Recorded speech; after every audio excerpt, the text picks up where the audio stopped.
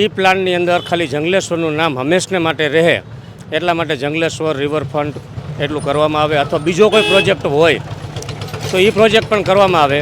અને સરકારે ભવિષ્યમાં ઘણું કામ કર્યું છે. ભારત દેશ માટે હોય કે કોઈ પણ જગ્યાએ શહેર માટે હોય, ભાજપ સરકાર હોય, ગમે એ સરકાર હોય, બધા કામ કરતા હોય છે એની રીતે. કે કોઈ નાના માણસો છે જેને લાભ નથી મળ્યા, જેના કોઈના ઘરબાર નથી, તો એની ઉપર થોડી પણ ચર્ચા કરે, વિચારણા કરે અને એ લોકોને થોડો ઘણો લાભ મળે.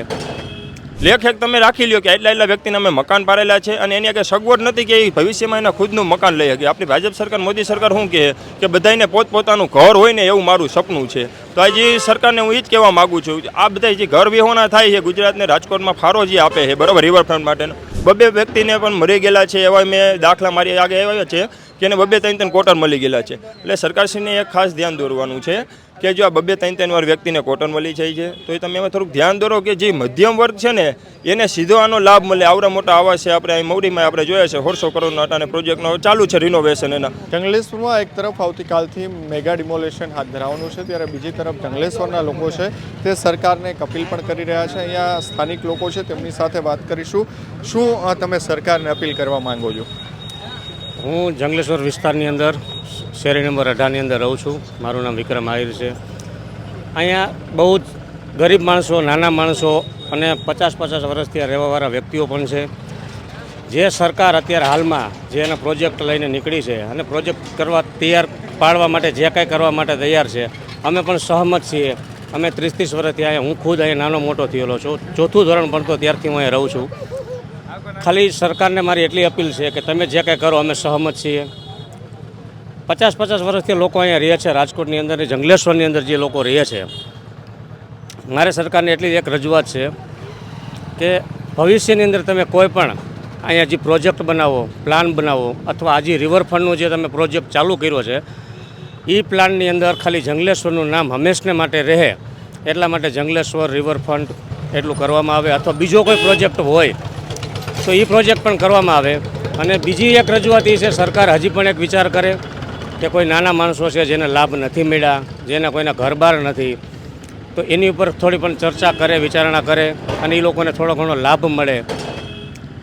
એટલું જ હું કહેવા માગું છું. આવતીકાલે મેગા ડિમોલેશન થશે ને, ઘણી જંગલેશ્વરનો નકશો આખો ચેન્જ થવા જઈ રહ્યો છે, શું કહેશો? ના, એ સરકારને, અમે સરકારની સાથે છીએ. સરકાર જે કાંઈ કરશે, સરકાર જે કાંઈ કરશે અમે એની સાથે છીએ, પૂરેપૂરા સહમત છીએ, પૂરો સપોર્ટ કરીએ છીએ. અહીંયા અત્યારે હાલની તારીખમાં 200 થી 300 પોલીસ, મ્યુનિસિપાલિટીના માણસો, બધા જે કાંઈ અધિકારીઓ હોય બધા અહીંયા હતા, બધાની સાથે હળીમળીને બધે સપોર્ટ કર્યો છે અને હજી હાલમાં સપોર્ટ કરીએ છીએ. પોતપોતાના મકાનો રાજી ખુશીથી અમુક પાડવા તૈયાર છે, અમુક નથી પાડી શકે એમ, તો એ કાલે સવારે ડિમોલેશન થશે ત્યારે પણ પડશે. ખાલી સરકારને એટલું જ મારું કહેવામાં આવે છે કે જે કાંઈ પ્રોજેક્ટ બને, જે કાંઈ પ્રોજેક્ટ થાય, આજે રિવરફ્રન્ટ થાય તો પણ ભલે, ટીપીનો જે કાંઈ નીકળે તો પણ ભલે, તો મારી રજૂઆત ખાલી સરકારશ્રીને એટલી છે કે ભવિષ્યમાં કે જે 70 વર્ષોથી અહીંયા રહેતા હોય, એમના મકાનો ગયા હોય, નાના મોટા થયા હોય, બાળકો નાના મોટા થયા હોય. હવે મારા બાળક છે અત્યારે, મારા બાળક અત્યારે 8-8 વર્ષ, 5-5, 6 વર્ષના છે, મોટા થશે તો ભવિષ્યમાં અહીંયા રિવરફ્રન્ટ હશે તો અમે કહેવા થશું કે જંગલેશ્વર રિવરફ્રન્ટ અહીંયા આપણે પહેલાં રહેતા હતા, એનું નામ ખાલી જંગલેશ્વરનું નામ હંમેશને માટે રહે. બસ એટલી હું કહેવા માગું છું. જે સરકાર જે પ્રોજેક્ટ કરશે અમે સહમત છીએ, પણ એક ખાલી જંગલેશ્વરનું નામ હંમેશને માટે રાખો, એટલી મારી રજૂઆત છે. અન્ય લોકો છે તેમની સાથે વાત કરીશું. આવતીકાલે જે મેગા ડિમોલેશન થવાનું છે, 1400થી પણ વધારે મિલકતો ડિમોલેશનની અંદર તોડી પાડવામાં આવશે. જંગલેશ્વરના અત્યારે જ દ્રશ્યો હવે ઘણું બધું કહી રહ્યા છે, આપ કેવી રીતે જુઓ છો? જો સરકારશ્રીએ નિર્ણય લીધો છે અમે એને માન્ય રાખીએ છીએ બરાબર. રાજકોટના જે વિકાસ થાય એમાં અમને કોઈ ના નથી. સરકારશ્રીને અમે, અને સરકારે ભવિષ્યમાં ઘણું કામ કર્યું છે. ભારત દેશ માટે હોય કે કોઈ પણ જગ્યાએ શહેર માટે હોય, ભાજપ સરકાર હોય, ગમે એ સરકાર હોય, બધા કામ કરતા હોય છે એની રીતે. પણ એક અપીલ એ છે, એને એક બીજી એક વેદના છે. જો જે તે સમયમાં આથી 20 વર્ષ પહેલાં સરકારશ્રીએ કોટર આપેલા છે બરાબર. પાટાને ખાલી એટલું સરકારશ્રીને ધ્યાને દોરવા માગું છું કે જે સમયે તેને લાભ મળી ગયો હતો કોટરનો, પણ હાલ જે વ્યક્તિને નથી મળ્યો, અને અહીંયા આપણે ઘણી આવાસ યોજના સરકારશ્રી બહાર પાડે છે.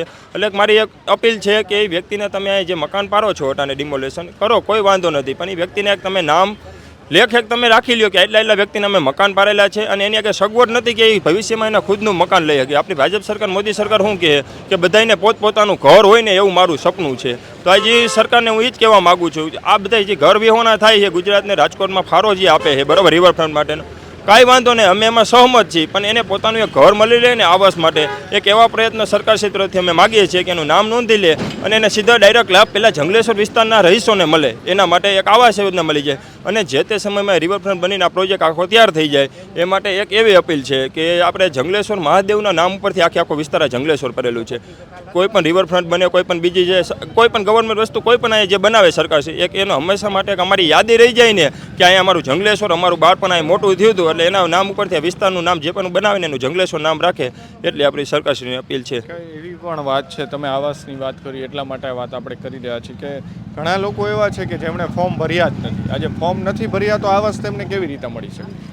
એમાં એવું છે, જો પહેલાં સરકારની જે આ સ્કીમ આવી હતી ને ટીપી રોડની જૂની બરાબર 10-20 વર્ષ થયા, હું તે નાનો હતો અહીં ભણતો હતો સ્કૂલમાં, ત્યારે જે તે સમયમાં એ વ્યક્તિને લાભ મળી ગયો હતો. ત્યારે ખાલી ટીપી રોડનો જ હતો, આખો આ વિસ્તાર જે અટાને કાપે છે ને એટલો બધો વિસ્તાર નહોતો, થોડોક વિસ્તાર આવતો હતો, એ બધાને ઓલરેડી કોટર મળી ગયેલા અને ઘણાને આગલા 2 વ્યક્તિને પણ મળી ગયેલા છે. એવા મેં દાખલા મારી આગળ આવ્યા છે કે એને 2-3 કોટર મળી ગયેલા છે. એટલે સરકારશ્રીને એક ખાસ ધ્યાન દોરવાનું છે કે જો આ 2-3 વાર વ્યક્તિને કોટર મળી જાય છે તો એ તમે એમાં થોડુંક ધ્યાન દોરો કે જે મધ્યમ વર્ગ છે ને એને સીધો આનો લાભ મળે. આવડા મોટા આવાસ છે આપણે અહીં મવડીમાં આપણે જોયા છે 150 કરોડનો અટાને પ્રોજેક્ટનો ચાલુ છે રિનોવેશન એના, પટાણ ત્યાં કોઈ નથી રહી જવા. તો અટાણ જ્યાં દુઃખી માણસ છે જંગલેશ્વરના એને તાત્કાલિક લાભ આપી દેવામાં આવે, એનું નામ એક નોંધી લ્યો એટલે જે ઘર વિહોણા ન થાય. અને કારણ કે અટાને સાહેબ આ મોંઘવારી એવરી છે કે વ્યક્તિ કોઈ પણ વ્યક્તિ 5-10 હજાર ભાડું ન ભરી શકે.